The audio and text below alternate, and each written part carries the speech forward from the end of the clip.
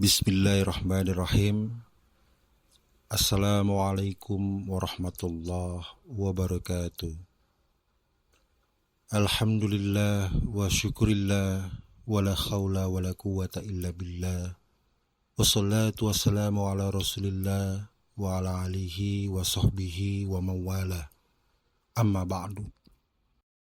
Segala puji bagi Allah subhanahu wa ta'ala, Tuhan semesta alam. Salawat dan salam senantiasa tercurahkan kepada Nabi besar Muhammad sallallahu alaihi wasallam beserta keluarga dan para sahabat beliau semuanya. Allah subhanahu wa ta'ala menyebutkan tentang ikhlas dalam beberapa ayat. Di antaranya firman Allah ta'ala, A'udzubillahi minasyaitonirrajim. وَمَا أُمِرُوا إِلَّا لِيَعْبُدُوا اللَّهَ مُخْلِصِينَ لَهُ الدِّينَ. Quran Surat Al-Bayyinah ayat 5, yang artinya wallahu a'lam bishawab. Padahal mereka hanya diperintah menyembah Allah dengan ikhlas, menaatinya semata-mata karena menjalankan agama.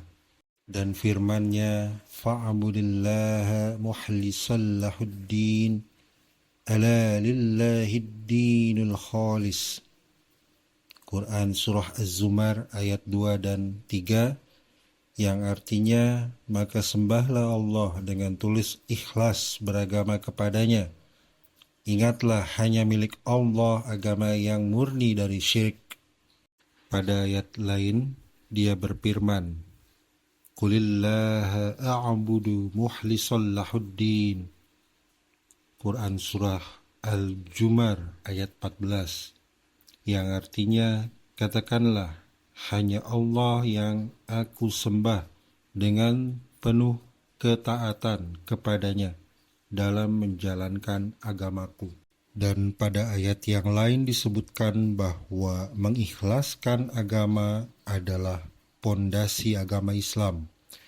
Oleh sebab itu Allah mencela riya dalam firman-Nya, A'udzubillahi minasyaitonirrajim, fawailul musallin alladzina hum an salatihim sahun alladzina hum yura'un. Quran Surah Al-Ma'un ayat 4 hingga 6, yang artinya wallahu a'lam bishawab. Maka celakalah orang yang salat, yaitu orang-orang yang lalai terhadap salatnya, yang berbuat riya. Dan firman-Nya dalam Quran Surah An-Nisa ayat 142, wa idza qamu ila sholati qamu kusala yura'una an-nasa wa la yadhkuruna Allah illa qalila. Yang artinya wallahu a'lam bishawab. Apabila mereka berdiri untuk sholat, mereka lakukan dengan malas. Mereka bermasuk riya, ingin dipuji di hadapan manusia, dan mereka tidak mengingat Allah kecuali sedikit sekali. Dan firman-Nya, kallazi yunfiqu malahu ria'an nas. Quran Surah Al-Baqarah ayat 264. Seperti orang yang menginfakkan hartanya karena riya kepada manusia. Dan firman-Nya, walladzina yunfikuna amwalahum ria'an nas. Quran Surah An-Nisa ayat 38, yang artinya dan juga orang-orang yang menginfakkan hartanya karena riya kepada orang lain, ingin dilihat dan dipuji. Batasan ikhlas sebagaimana perkataan sebagian ulama adalah bahwa orang ikhlas tidak peduli seandainya semua penghargaan dan pujian manusia tertuju kepadanya. Sebab hatinya tulus, hanya mengharap ridho Allah subhanahu wa ta'ala, dan ia tidak ingin orang lain memperhatikan perbuatannya walau hanya seberat zarrah. Ikhlas juga mencakup semua perbuatan dan perkataan. Namun hal ini tidak terjadi pada semua manusia, bahkan tidak terjadi pada sebagian besar di antara mereka. Mayoritas kaum muslimin ikhlas karena Allah pada sebagian besar perbuatan mereka, seperti keikhlasannya pada ibadah, di mana mereka semuanya melakukannya seperti puasa Ramadan. Mayoritas kaum muslimin puasa karena Allah. Demikian halnya dengan orang yang senantiasa memelihara sholatnya. Ia tidak sholat melainkan karena Allah.